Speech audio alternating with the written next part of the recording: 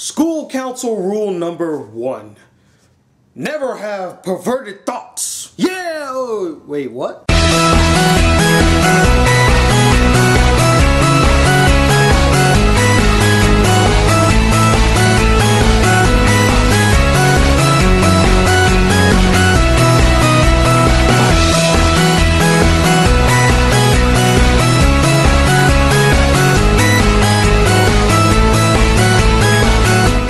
What up, y'all? It's the Black Critic Guy, and I'm here today to review the anime Seitokai Yakuindomo. And I gotta say, I enjoyed this show more than I enjoyed Seitokai no Ichizo. So the basic premise begins with Takatsuchi Suda, a freshman who gets transferred to this once all-girl high school. While walking to school, he bumps into Shino Amakusa, a second-year high schooler and president of the student council, who inducts Suda against his will to the student council, and from here, the zaniness ensues. Now, I bumped into the show by pure coincidence. I was looking up Seitokai no Ichizo, and I was just scrolling down, and I saw this one that said Seitokai Yakuindomo, and you know, out of curiosity, I just clicked it. I saw the picture, this picture right here, and I was like, I want to watch the show. I don't know why it was this picture that convinced me to watch the show, but it convinced me to watch the show. And I gotta say, I'm very thankful that I actually followed my instincts and watched the show, because I was very entertained by this show, albeit a little weirded out in some scenes, and we'll get into that. Now, when watching this anime, I kind of compared it to Seitokai no Ichizo because I saw it first, and it basically dealt with the same topic of student council, and it actually fixed all of the problems that I had with Seitokai no Ichizo. The student council actually went and talked to other people and other clubs. You got to see the other clubs and other people.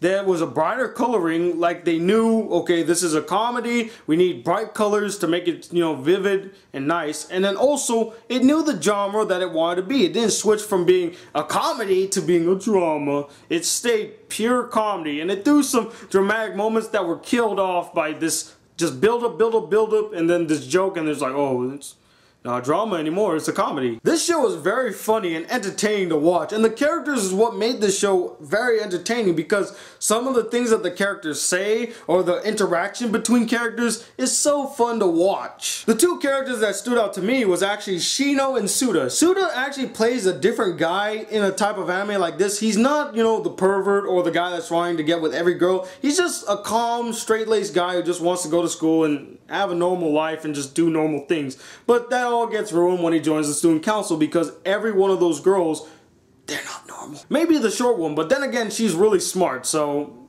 nah. He's the only normal guy in the group. And then we got Shino, this very optimistic, happy-go-lucky, you know, energetic yet very perverted girl. And we're gonna get into that later on. Shino gave the feel of just like, let's have fun and let's do things, and I love characters like that. Characters that are ready to go out and just do anything at all. And besides the main characters, the supporting characters were fun to watch as well. All these different characters from the different clubs. I mean, you got the karate club or the dojo club, I forget if it's a karate or dojo. You got the photography club, she is entertaining to watch. And then you got the advisor of the student council, who is just hot for student, male student in particular.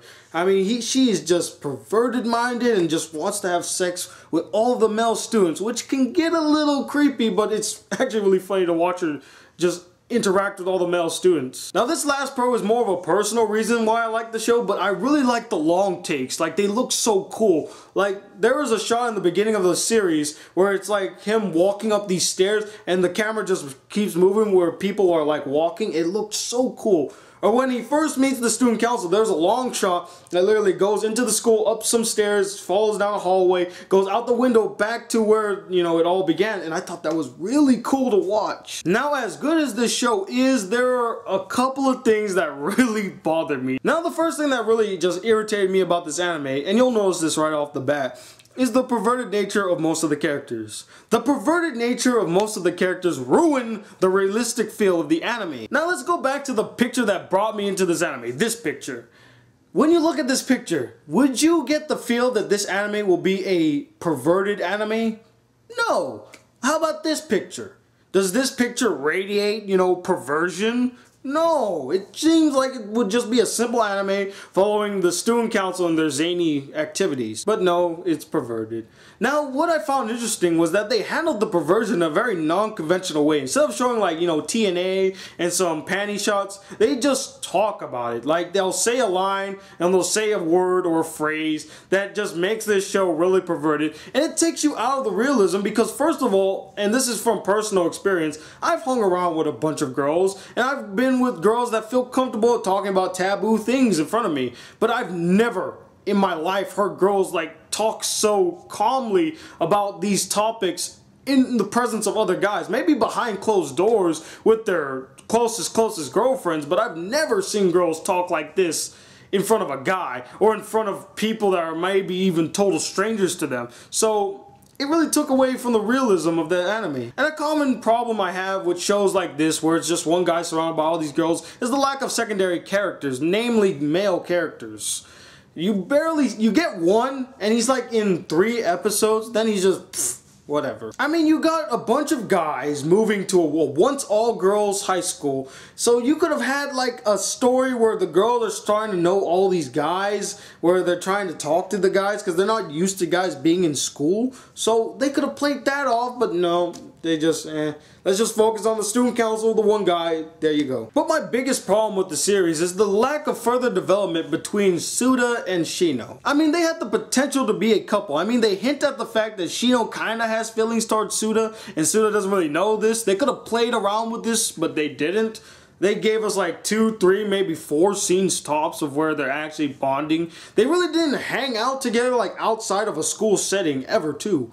And that irritated me because I really felt like they could have had a stronger bond than what was left in the series. And if they make a second season, which I hope they do, they will expand on that relationship more and more. But overall, Seitokai Yakuindomo fixed all the problems I had with No Ichizome, but was also a delightful yet surprisingly perverted comedy anime with fun characters and a playful atmosphere. And that's why I'm going to give the show a 4 out of 5 stars. It's definitely worth watching. But anyway, what did you guys think of this anime? Did you like it a lot? Did you just find it perverted and hated it and it ruined it for you? And let me know, what is your favorite anime student council? I know there's a lot. I've seen about 5 of them. This probably might be one of my favorites. Haruhi Suzumiya comes at a second, but comment below and let me know. Anyway, I'm the Black Critic Guy, bridging the gap between movies and anime reviews. Till then, peace YouTube.